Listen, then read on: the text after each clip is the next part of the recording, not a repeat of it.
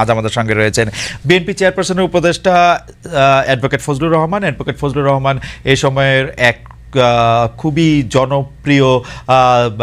জনপ্রিয় মানুষ, যার কথা শুনতে চান, যিনি আবার সরকারের একটু সমালোচকও বটে। তবে আমরা অ্যাডভোকেট ফজলুর রহমান, আপনার সময়ের জন্য আপনি আমাদের সঙ্গে এসেছেন, সেজন্য আমাদের কৃতজ্ঞতা আপনি জানবেন। সাথে আরও রয়েছেন ব্যারিস্টার রুমিন ফারহানা। ব্যারিস্টার ফারহানা, আপনাকে আমাদের অনুষ্ঠানে স্বাগত জানাই। আপনি আমাদের সাথে যুক্ত হয়েছেন, সেজন্য আমাদের শুভেচ্ছা ও কৃতজ্ঞতা জানবেন। অনেকগুলো বিষয় নিয়ে আমরা যেহেতু আলোচনা করতে চাই, আমরা কিছু বিষয় নিয়ে আপনাদের দুজনের কাছে একই প্রশ্ন করতে চাই আমি, যে আপনি আওয়ামী লীগের এজেন্ট, কেউ বলছেন আপনি বিএনপিকে আওয়ামীকরণ করতে চাইছেন। আমাদের প্রশ্ন, আপনি যেভাবে বক্তব্য রাখছেন সম্প্রতি, এই বক্তব্য কি আপনার দল আপনাকে সমর্থন করছে কিনা, বা আপনার দলের পক্ষ থেকে কেউ কোনো কিছু বলছে কিনা? অনেক সময় মনে হচ্ছে যে আপনি আওয়ামী লীগের ভয়েসে বা কণ্ঠে কথা বলছেন, বা আওয়ামী লীগের সুরে সুর মিলিয়ে কথা বলছেন। ফজলু ভাই, আপনি যদি আমাদের একটু বলতেন।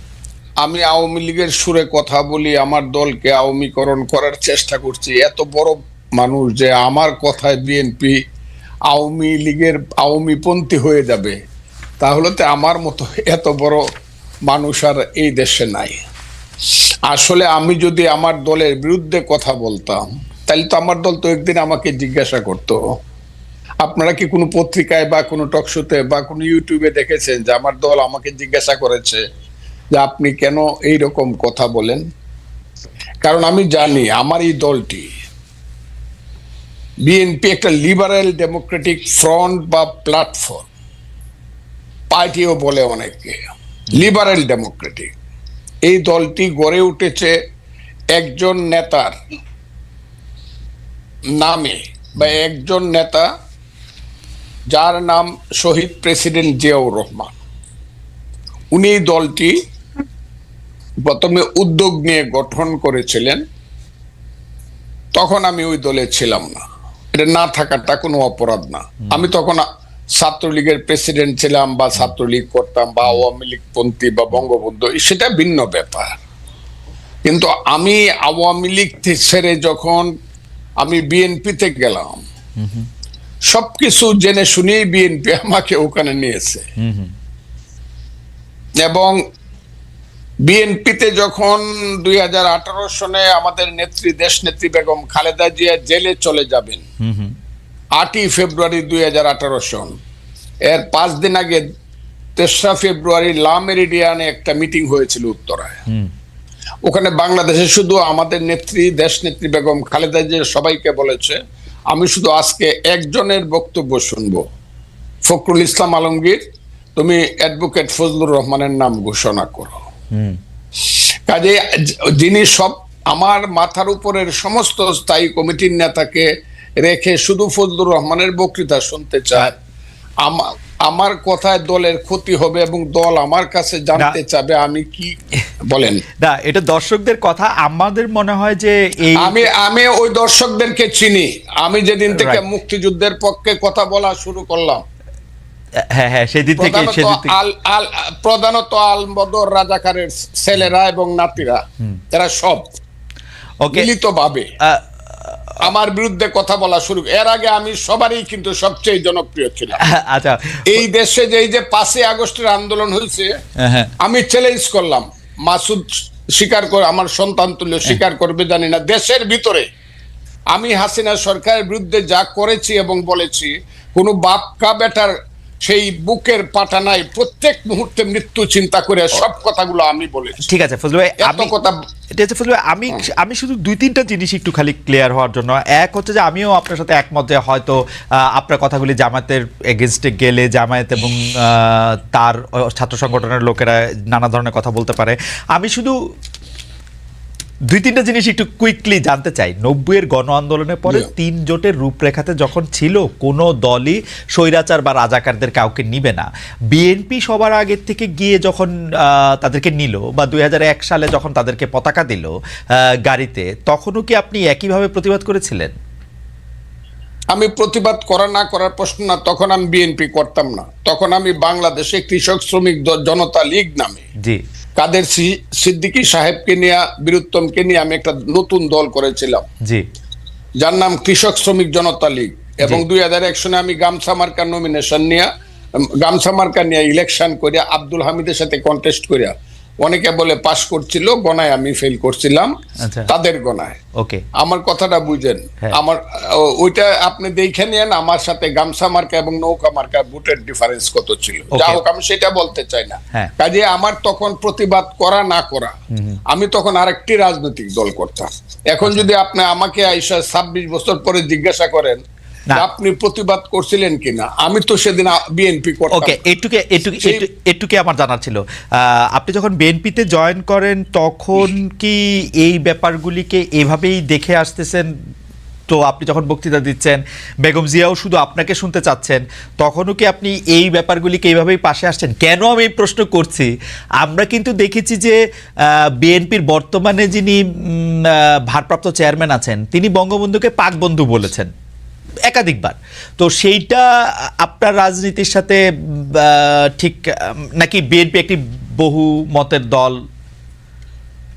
আমি বলি বিএনপি, আমি বললাম বহুমতের প্ল্যাটফর্ম। এখানে অনেক ফুল আছে এই বাগানে, আচ্ছা। অনেক ধরনের ফুল আছে। আমি সেখানে গেছি এবং কথা বলেই গেছি। তখন তারেক রহমান সাহেব দেশে ছিলেন না। ওকে, আমি যখন বিএনপিতে গেছি, দুনিয়ার কেউ বিএনপি করে না।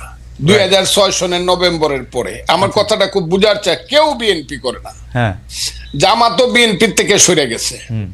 আমি যখন বিএনপিতে গেছি তখন তারা দূরে দূরে চলে গেছে, 111 আইসা গেছে। আমার কথাটা বুঝেন, আমি তখন কিন্তু বিএনপিতে গেছি দুঃসময়ে, এবং আমি সব কথা বলে গেছি। আমার কথাটা খুব ক্লিয়ার।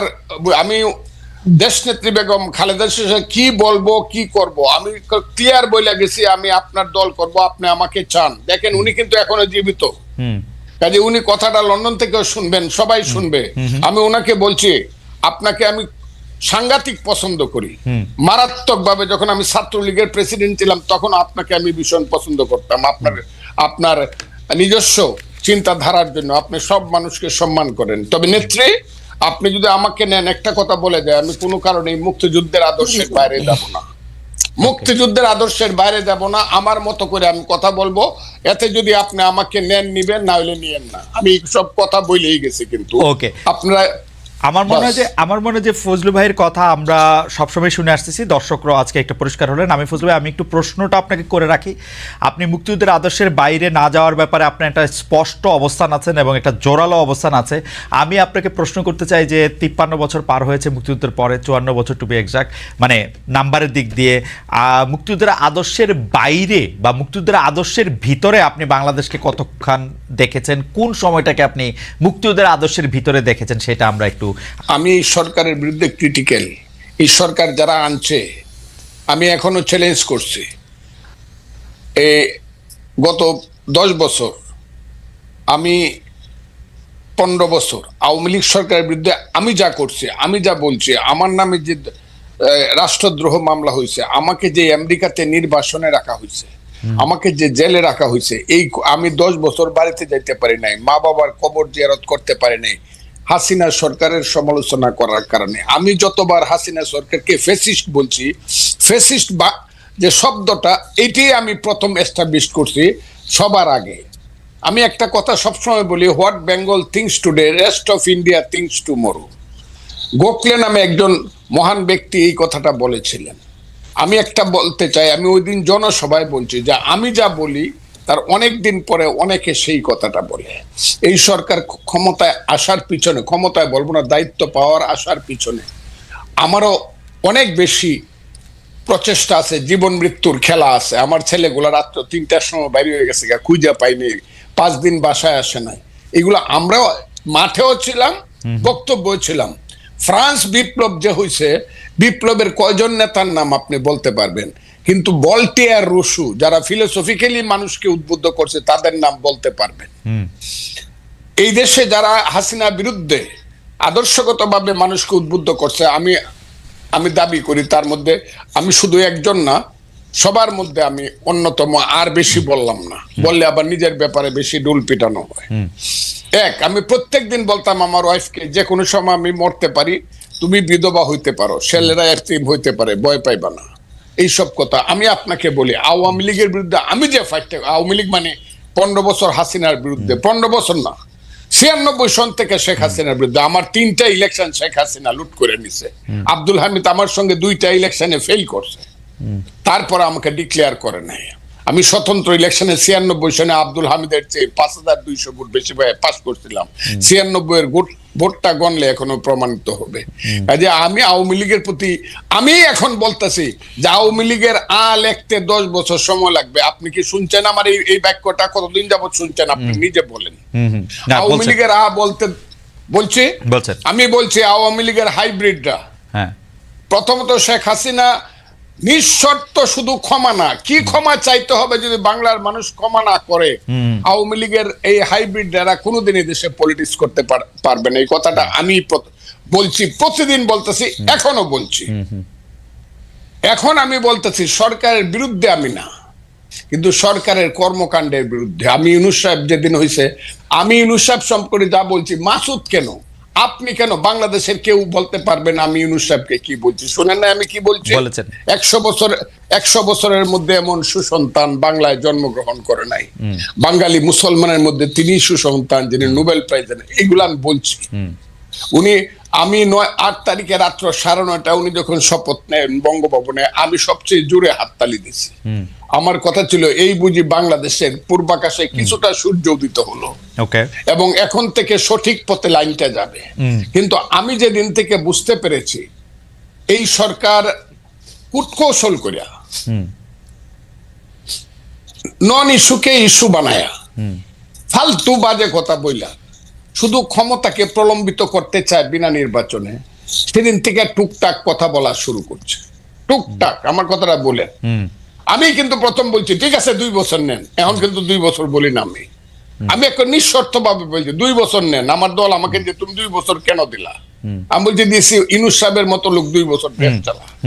কিন্তু যখন আমি বুঝতে পারছি এই যে মাসুদ বসে আছে, তারা আমাদের সন্তান, তারাই আগামী দিনে এই দেশে রাষ্ট্র চালাবে। আমি খুব দোয়া করব তারা যাতে যোগ্যতা সহকারে রাষ্ট্র চালায়।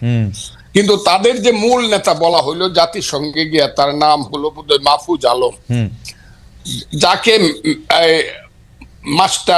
মাস্টার মাইন্ড হিসাবে ইউনূস সাহেব পরিচয় করে, এতে আমার কোনো আপত্তি নেই। কিন্তু ও প্রথম দিকে কিছু কাজ করলো আমার ওই সন্তানটি, এবং কিছু কথা বললো যে কথাগুলোর সঙ্গে আমি সিরিয়া, ইরাক বা মধ্যপ্রাচ্যে কিছু আদর্শিক মিল পাই। আফগানিস্তানে এই মিলগুলো আমাকে আহত করছে। কেন আহত করছে? তারা গত 6 মাসে 6 মিনিটের জন্য মুক্তিযুদ্ধ কথাটাই বলে নাই। তারা মুক্তিযুদ্ধ বলতে চাইছে 47-কে এবং 24-কে। 24-কে আমি মাথার উপরে ধারণ করি। আমি আবারও বললাম মাথার উপরে, 24-এর জন্য আমার অনেক হৃদয়ে কান্না আছে, সেটা আছে। কিন্তু 47 আর 24-কে, 71-কে যারা বাদ দেয়, 71 হলো মুক্তিযুদ্ধ। এই মুক্তিযুদ্ধের পেট ছিঁড়েই বাংলাদেশের জন্ম। মুক্তিযুদ্ধ হলো বাংলাদেশের মা। কথাটা আমি বলি কি না বলেন আপনি? না বলেন। মুক্তিযুদ্ধ না হইলে বাংলাদেশ হইতো না। যে মুক্তিযুদ্ধের পেট ছিঁড়ে বাংলাদেশ হলো, সেই বাংলাদেশের উপদেষ্টা হয়ে একজন তার মারে স্বীকার করতেছে না। মারে যে স্বীকার করতেছে না, সে তো সুসন্তান না। কিন্তু ফুলু ভাই, আপনি কি খেয়াল করেছেন যে 1 সপ্তাহ কম আগে জনাব মাহফুজ আলম একটা ফেসবুকে স্ট্যাটাস দিয়েছেন, যেটা শিরোনাম হচ্ছে মুক্তিযুদ্ধ মানে বাংলাদেশ। আমি শুনেছি। তাইলে ওই পেজটা উনি এই বিতর্কটা উনি সৃষ্টি, তাইলে আমি যদি বলি অবশেষে অরিন্দম কহিলা বিষাদে, আপনি যেটাকে লিবিয়া, সিরিয়া, ইরাক দেখতেছেন, সেটা কি আপনার কাছে মনে হয় এটা আপনার ইন্টারপ্রিটেশনে আপনি এরকম দেখতেছেন? আমার ইন্টারপ্রিটেশন, তাদের কথায় আমি আপনাকে বলি, তাদের কথায় আমি এরকম দেখতেছি। কেন দেখতেছি? এখন আবার কালকে দেখলাম তারা যে নতুন দল করবে, এটার যে কথাবার্তাগুলো তারা বলছে সব হলো লিবারেল ডেমোক্রেটিক পার্টির কথা। তা আপনি যদি সকালে একরকম কথা বলেন, দুপুরে একরকম বলেন, বিকালে একরকম বলেন, রাত্রে একরকম বলেন, তা আমরা আপনি একটা দেশকে কিভাবে পরিচালনা করবেন এবং কিভাবে একটা নতুন দল গঠন করিয়া। কিন্তু ফজলু ভাই, আপনি দেখতেছেন না, এরা তো একটা যুদ্ধের মধ্যে আছে। আসলে এই যুদ্ধ তো শেষ হয় নাই, এরা কিন্তু এখনো এই ভয় পাইতেছে। ফজলু ভাই, আপনার কিন্তু এই ভয় আপনি বহু আগে জয় করে আসছেন, যে এরা কিন্তু এই ভয় এখনো আছে যে আরেকটা আওয়ামী লীগ সরকার আসলে তাদের কি করবে। এবং আমি যদি একজন আইনজীবী হিসেবে বাংলাদেশের কনস্টিটিউশনটা ধরি, আপনি দেখবেন কনস্টিটিউশনে এই সকল ক্ষেত্রে, যেই ক্ষেত্রগুলো নিয়ে আমরা এখন কথা বলছি, আলাদাভাবে বলে দেয়া আছে যে তাদের ব্যাপারে পজিটিভ ডিসক্রিমিনেশন হয় এরকম আইনও তৈরি করা যাবে। অর্থাৎ সমাজে পিছিয়ে পড়া যে জনগোষ্ঠী, তার মধ্যে আনফরচুনেটলি সংখ্যার দিক থেকে না হলেও সমাজের নানান নিয়ম কানুন, সামাজিক নানান রীতিনীতির কারণে এবং political atmosphere, definitely, because nothing is outside politics, everything is political. So সেই জায়গা থেকে দেখতে গেলে রাজনৈতিক, সামাজিক এবং আমাদের যেই মানে দেশের যেই কালচার, সেইখান থেকে দেখতে গেলে নারীও পিছিয়ে পড়া জনগোষ্ঠীর একটা অংশ। সো আমাদের জন্য এবং অন্যান্য যে ক্ষুদ্র নিগোষ্ঠী আছে, সামাজিক নিগোষ্ঠী আছে, এছাড়া শ্রমিক ভাই বোনেরা আছে, প্রত্যেকের ক্ষেত্রে কিন্তু আইন করার বিধান সংবিধানে আছে, যাতে তারা সমাজে এগিয়ে যাওয়া মানুষগুলোকে ধরতে পারে।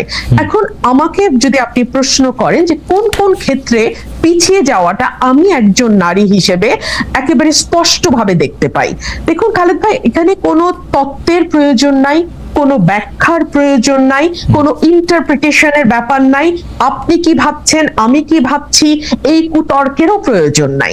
আমি একেবারে সাদা চোখে, খালি চোখে কি দেখতে পাই, ধরুন এই যে সরকারটি গঠিত হলো, এরা কিন্তু 6টা বা 7টা কমিশন করেছে, তাই না? সেই সঙ্গে তারা নারী অধিকার কমিশনও করেছে।